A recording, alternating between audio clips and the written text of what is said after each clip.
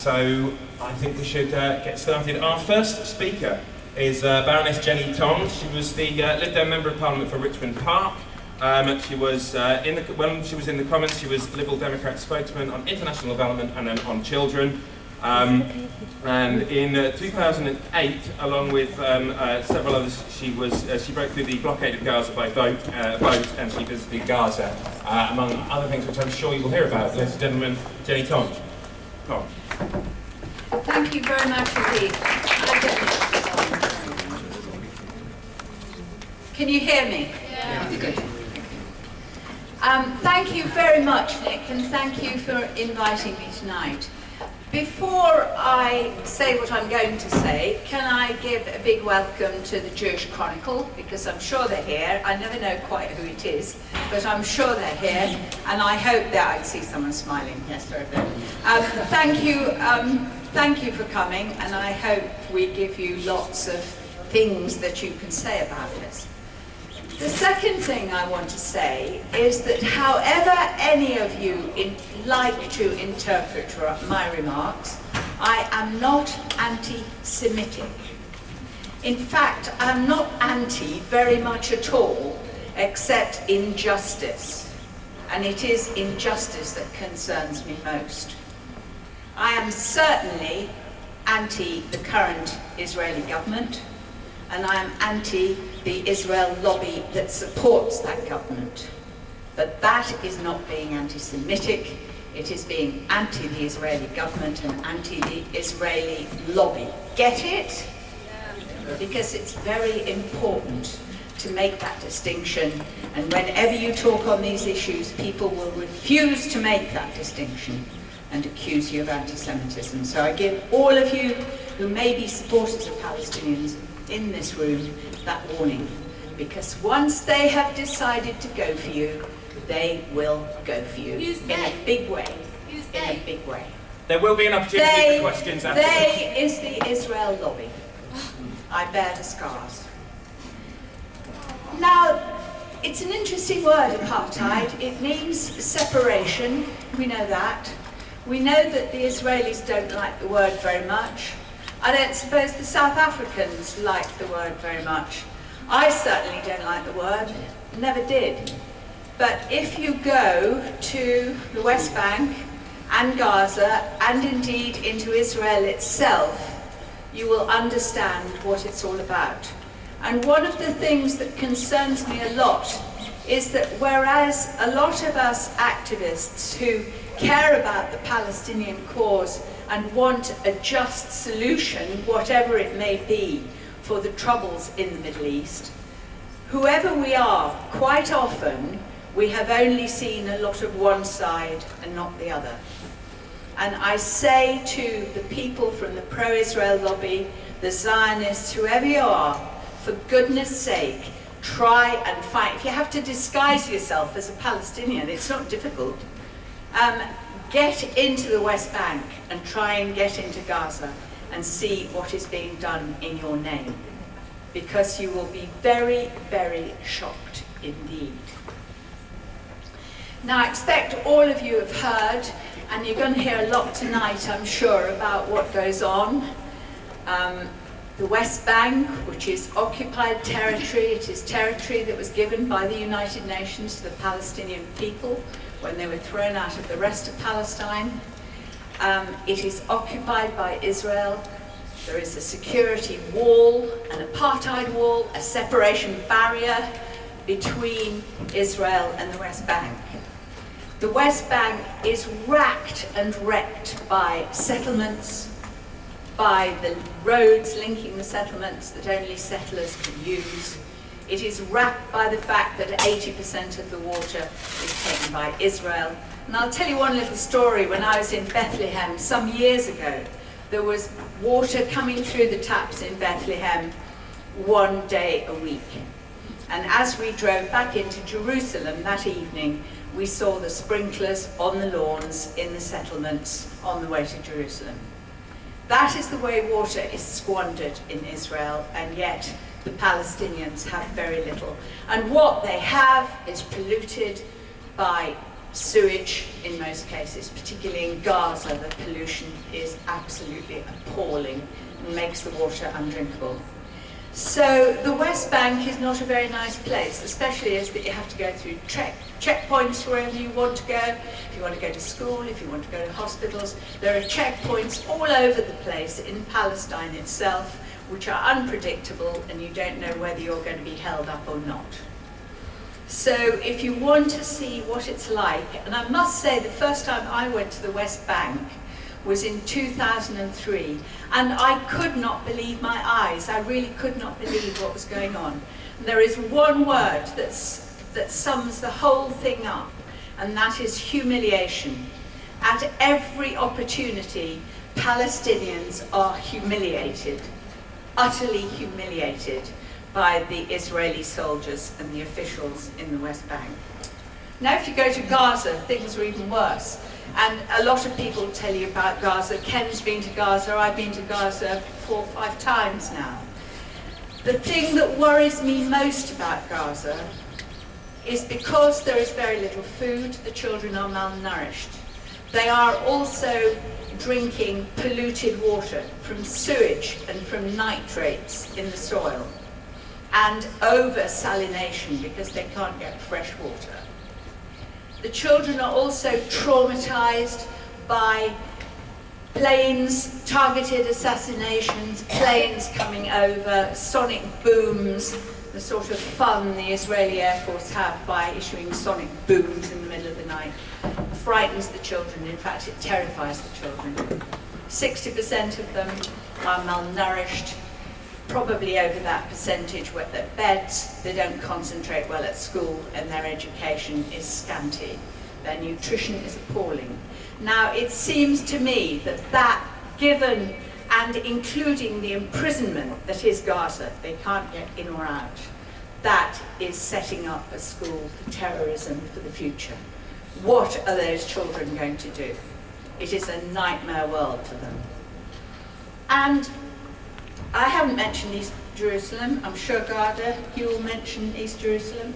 But the one other factor I want to mention is what is happening to Arabs within Israel itself.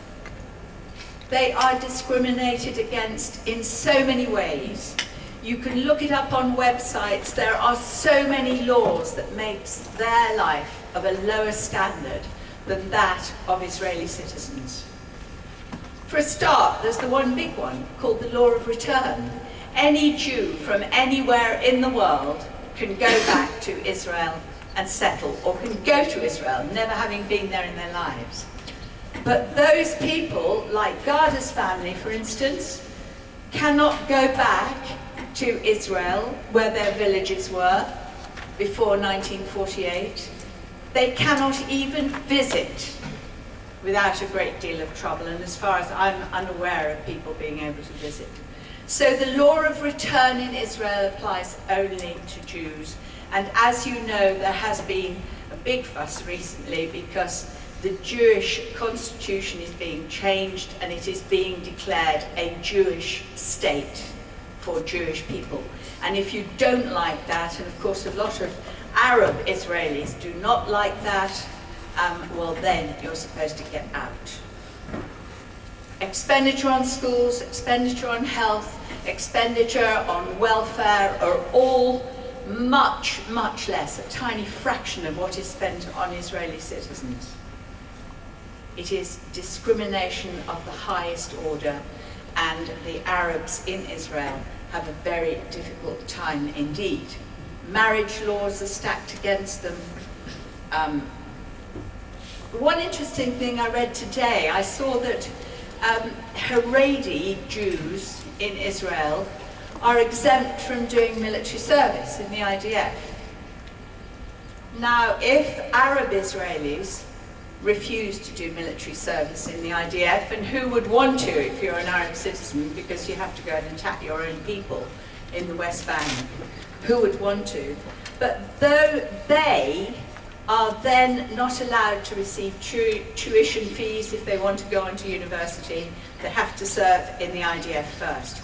And I would like to know, someone may be able to tell me if the same applies to Haredi Jews.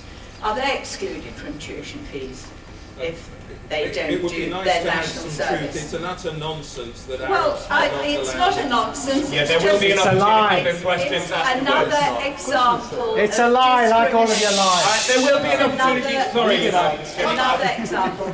I just want to sum up because recently there has been something called the Russell Tribunal taking place in several places. Kangaroo over the court. world, Shh.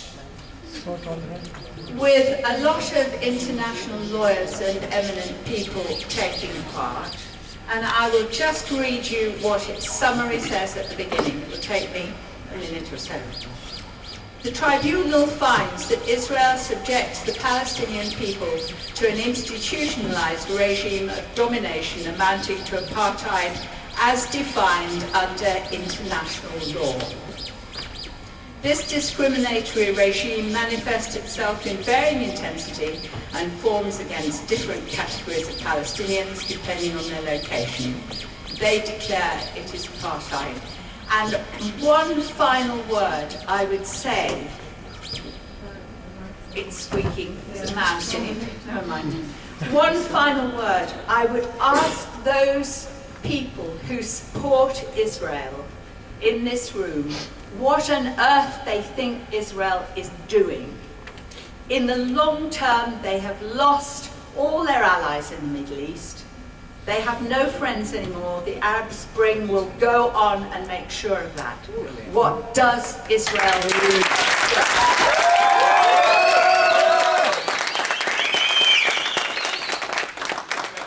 Thank you very much indeed, Jenny. That was fantastic to hear from you. I will just advise everyone in the room that there will be an opportunity for questions after all of these contributions from the panel, and that if anyone is found to be interrupting, I will ask you to leave, and I'm going to be quite strict on that from now on. So you have been warned. Can I ask, why aren't people allowed to film if there's lots of people filming? There's the people. problem? The people who have organised this are filming it. It's their event, and they've decided that they don't want any unauthorised films of this event They made. paid for this room. They are part of this university, and I dare say you are not. What the university rules are. Taxpayers. Taxpayers paid for the room. Taxpayers paid for the room. Yeah, this Why do you bring in taxpayers? We're not student here. Of students at this university, they put this event on, therefore they have the right to decide who films and who cannot. If you're unhappy with the rules, you know where the door is. What's the problem though?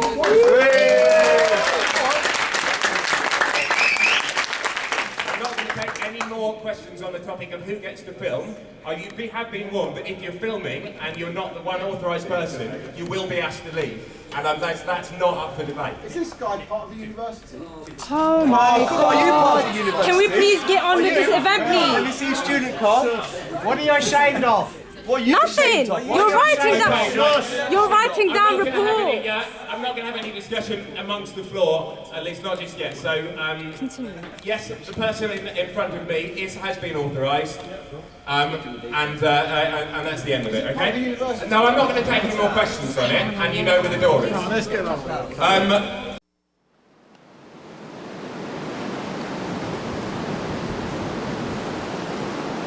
We hope that you've enjoyed this program and that you found it enlightening. Perhaps it will have motivated you to act on the information within. A couple of extra notes worth mentioning. There is a very distinct possibility that the United States will respond in a very devious and violent nature against those who wish for independence here in Hawaii. It wasn't so long ago that an incident occurred in Panama where an officer of the U.S. military was shot and killed, supposedly by Panamanian military forces. It was the death of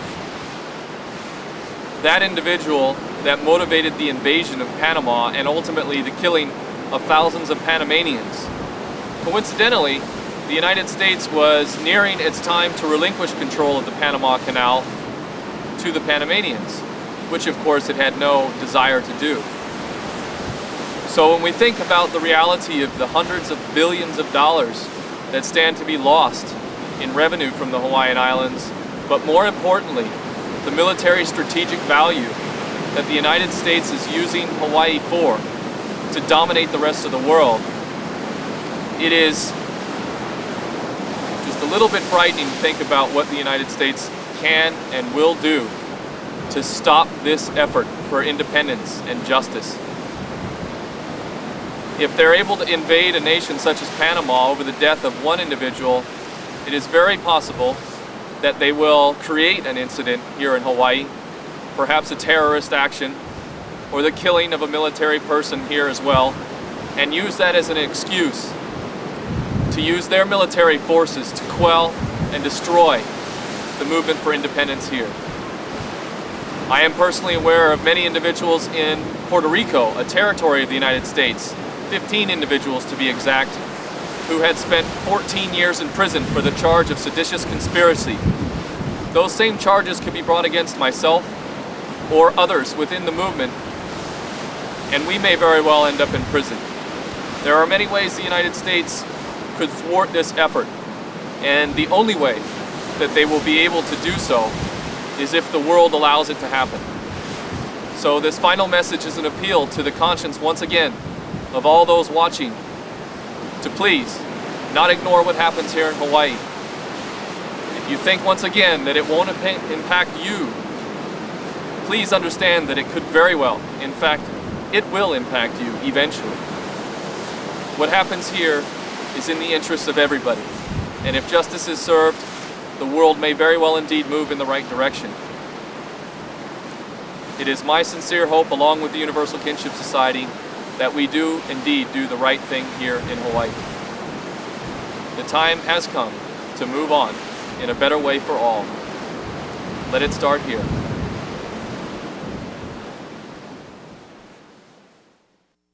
Ending Aohaoloa, Senator Kaka, do you have any questions of me?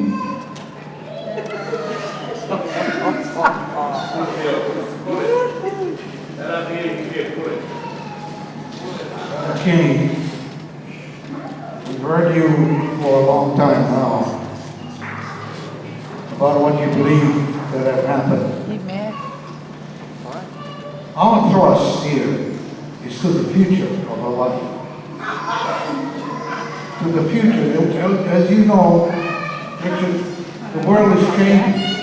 What's going to happen to our Hawaiian children as the world changes? Are we going to leave them where they are? Or are we going to try to kokua and help them so they can help themselves? This is a trust. We are setting up a process with this bill to look into a future self-determination. This bill is not to determine what we're going to do. This sets up a process for us to do it. That's what it does. The hard work is yet to come. And what's going to happen to what's best for the Hawaiians, I got to tell you now, I don't think I'll be alive.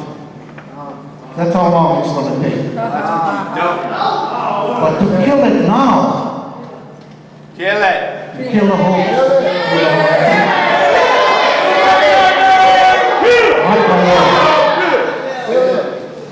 I thank you very much for your response. May I make a comment about our children? Madam, I assure you, if you do not sit down, you'll be removed. We have been very generous with the rules of both the Senate and the House. Our children are suffering under CPS, you will sit down DHS, and they are being sold. And that is why. We're in recess. Madam, you will sit down immediately or you'll be removed. I refuse to talk to you until I consult with my counsel. And that is therefore above. You, I already warned you, you told me you were here to protect me. Now do not tell me that our people are being looked after. You're violating the rules. When I was arrested for kidnapping, my children,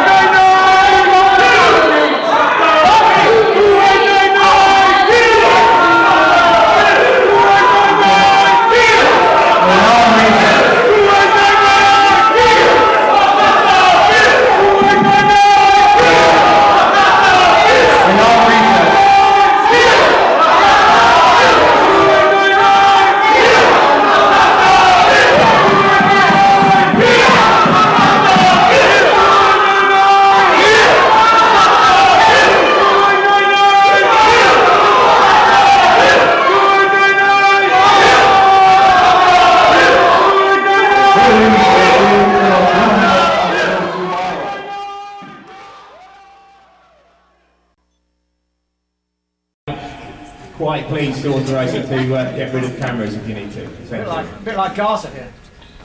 Yeah, very funny. Sorry, back to you.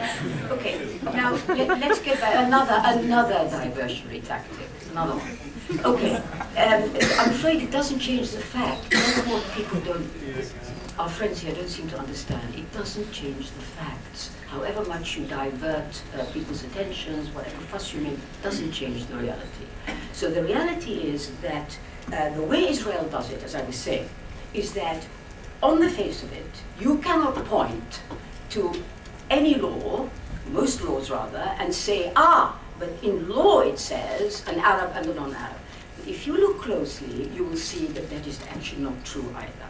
First of all, I would just want to make a few examples and then I will end this. First of all, the very definition of Israel as a Jewish state and a state for all the Jews of the world is a racist definition. As simple as that. A state is usually, as we understand it, a state made up of its citizens. It is not a state which is for a particular group of humanity. Israel is a Jewish state by its founding document, because it doesn't have a constitution, by its founding document, and not only that, it's a state of all the Jews of the world. Imagine this idea, not the people inside it, not the people inside, the people, all the Jews of the world. So that's the first thing one has to consider. What kind of a definition is this of a state? Secondly, the law of return, which has already been mentioned, is a very good example of precisely this kind of thinking, this discriminatory thinking.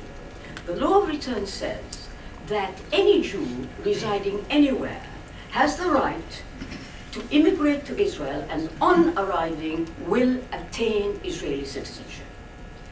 However, at the same time, that right is not extended to the inhabitants of that land who were expelled by the creation of the State of Israel. Now, why is that? You must ask, what's wrong with the people, the inhabitants, coming to their previous land where they lived, which was their home? What's wrong with it? What is wrong with it? It's underpinned by international law. There are UN resolutions about it. It's a natural right. Why does Israel object? Well, it's obvious. It objects because it is a Jewish state, i.e., it has to have a Jewish majority. Think about that. How can you imagine a state which stipulates that the majority of its inhabitants must be Muslim or Buddhist or cucumbers or whatever it is, and every effort is made to keep it like that? Quite clearly, therefore, you cannot let the inhabitants back. So that's the law of return. Now, who is a Jew? Who is a Jew? Now, here's a big problem. Because when the founding people of Israel laid out this vision of a state of the Jews, who are the Jews? What is the definition of a Jew? Is it somebody who practices the Jewish religion? What is it? Now, they've never been able to find an agreed position. At one time, at the beginning, they talked about a person born of a Jewish mother, or a person who had been converted according to the Orthodox system. That's it. Nobody else. Over time, when they saw that they were drying up the number of where are they going to get the people, they started to make it much more elastic. So now, anybody who has a Jewish parent or a Jewish grandparent is now Jewish.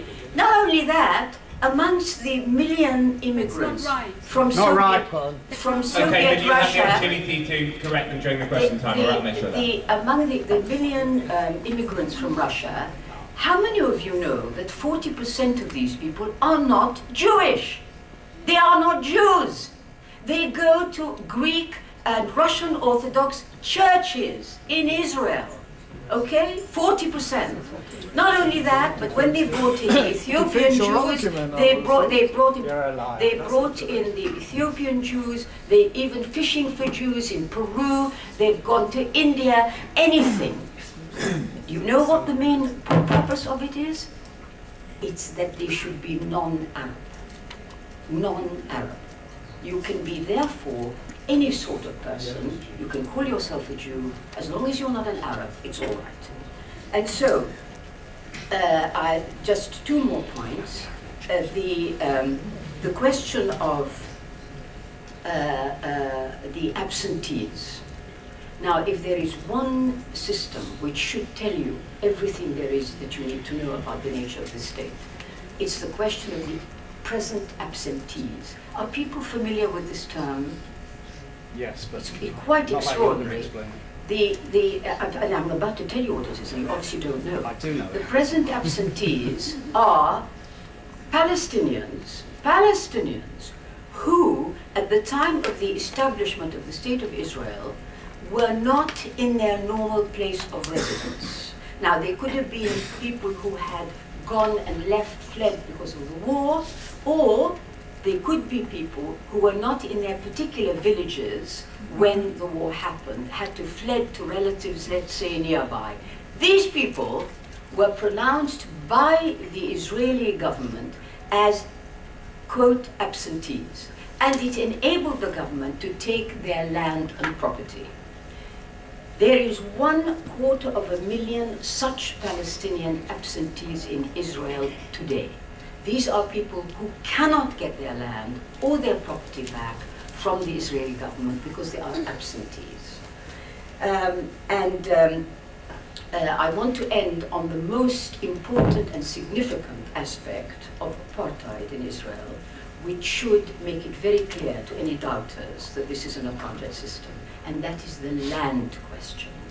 I think people may know, many people may not, that in Israel, 93% of the land is held by the Jewish National Fund for Jews.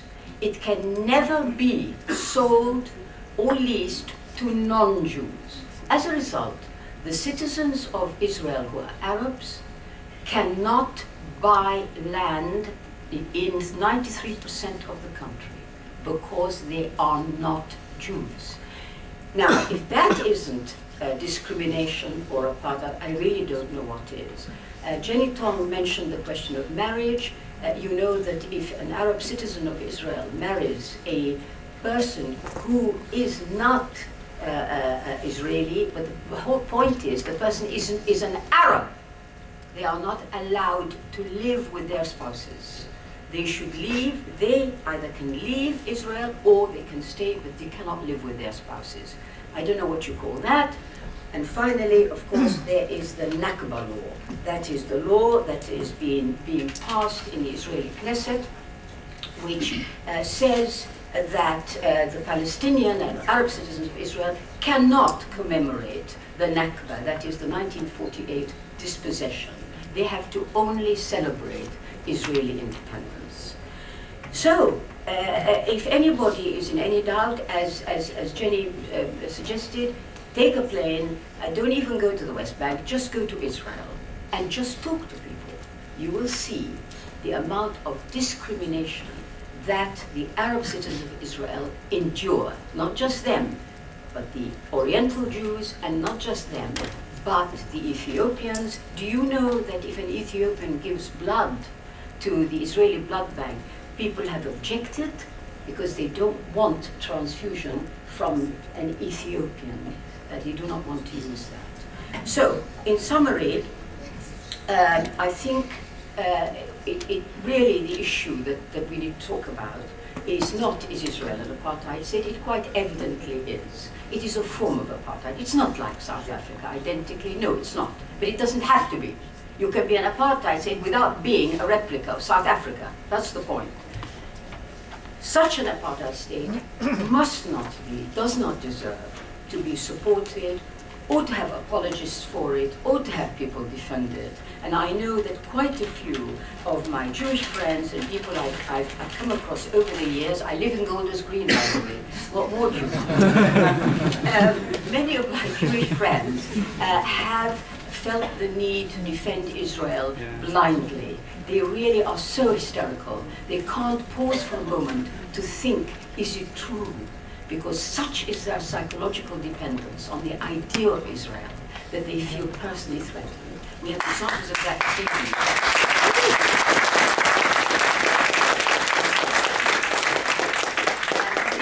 My advice to people like that is you need to be treated.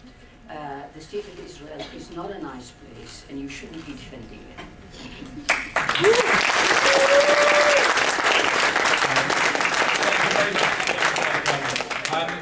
There are quite a lot of hands up. We will get time for questions in just one moment. I'm just going to kind of summarise basically what our speakers have said, and then we will have an opportunity for questions. We started with Jenny, who spoke about how it's not anti-Semitic to the anti-Israeli state. I think that's quite poignant for this discussion.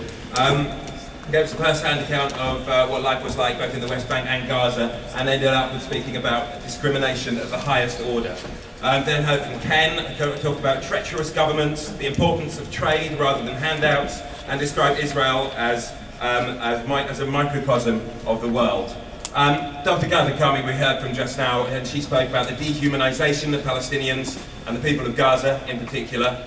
She described how the way Palestinians are treated would be considered wholly unacceptable if it wasn't for this dehumanization, and gave us a great view of real life in Israel, the occupied territories, and in particular for Arab citizens of Israel, and also to some extent for Ethiopian Jews. So thank you for those discussions. We're now going to open it up to the floor. Going to do so in quite a structured way, simply because of the kind of behaviour we've had so far. In my mind, I'm going to divide the room into 4. And I'm going to take 2 questions from each quarter, and then I'm going to come to our panel to ask from. Because this part of the room is quite so keen, I'm going to start with a different one. So, because we have hands up in this quarter, the rear, my right, towards the rear. I see 2 hands. Gentlemen in the... Can you wave if you've got your hand up? There's 2 gentlemen there with their hand up. I'm going to take from both of those. Gentleman in the jacket towards the front, and then another guy in the jacket behind. Hi. My question is, 70 years ago, before the Israelis or the Balfour Promise, as it was exposed, the Palestinians and the Jews were brothers. Because basically, one of the facts that were not mentioned, that you cannot be anti-Semitic if Abraham himself is the father of or the grandfather of our Prophet Muhammad. So we can't be anti-Semitic for saying the truth, but obviously the media, when it's trying to force all those ignorant ideas for people, trying to show the wrong facts and put a facade in a face behind the truth for Muslims, for instance. Before the 70 years ago, how did the Palestinians and the Jewish people live? We see in Saudi Arabia, we see the immigrants who came after the 60s when the war happened. They used to tell us that we used to marry from Jewish and people, and we were like brothers, and we used to leave our babies with Jewish families, and we were like brothers. How come after the invasion or after the war that happened in the 60s, it's totally different? It's the complete opposite situation after the Balfour Promise, which is really neglected, but it's really obvious and exposed all over the world. If you look it up, you'll see it. Thank you. Thank you very much. I'm going to take another contribution and then come back to the panel. No, another one from the same quarter of the room, just so it's easier in my mind. Hello. Can you hear me? Yeah. Okay. I want to ask the panelists a question I've been perplexed about many years. I'm an immigrant from Iraq, and I'm now a British citizen. My children were born here and they're automatically British citizens. And yet the Palestinian Arabs living in camps in Lebanon and Syria and Jordan and so on, 3rd generation, 4th generation, still they're not allowed to have citizenship in